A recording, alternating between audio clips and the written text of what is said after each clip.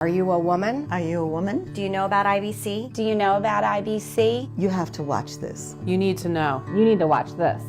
So last year we felt it was important to start to do something to inform women about inflammatory breast cancer, to reach out to them. And it was a special occasion, it was February, before Valentine's Day. These women have been through all of it, the misdiagnosis, the fear, the treatment. They've gone through every level of being an inflammatory breast cancer patient and survivor. So who better to hear from than the ones that are dealing with it or have dealt with it in the past.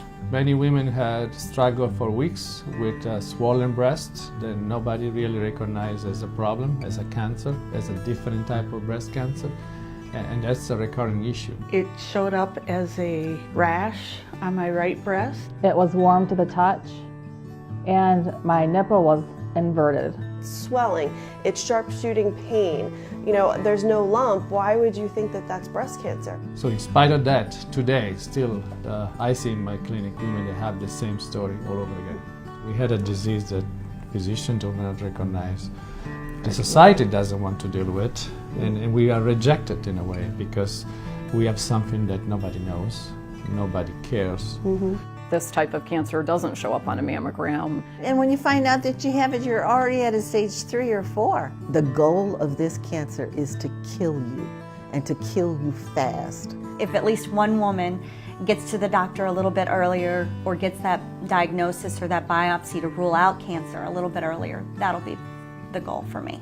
So these women not only they feel discriminated in a way, right? So they wanted to tell their story because of that, to make sure that other women will not be in the same situation. And I think we were relatively successful, considered the number of women that actually were able to see these videos and the stories. They were really true stories, first of all, and women get very engaged in participating in reviewing and maybe ask questions to themselves.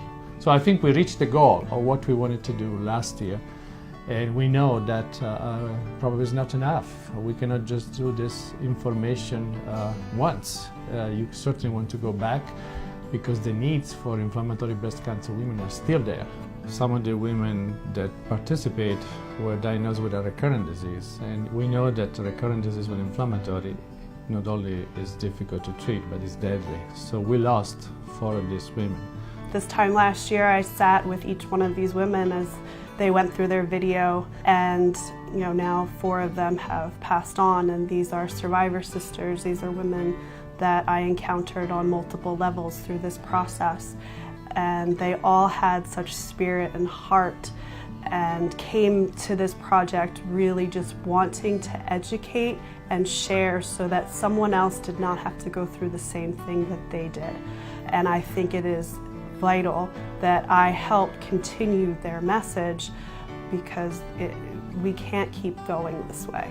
Inflammatory breast cancer has to be recognized. So I think this is more important than last year, not only because of the importance of coming back again, the fact that we lost some of these women. We don't want to lose the other group. In February, we represent love, and how more could we represent loving another person than by sharing something that could save their life? I'm going to ask on behalf of myself and the other survivors, especially the 4 survivors who are no longer with us, for all to continue sharing their messages, our message.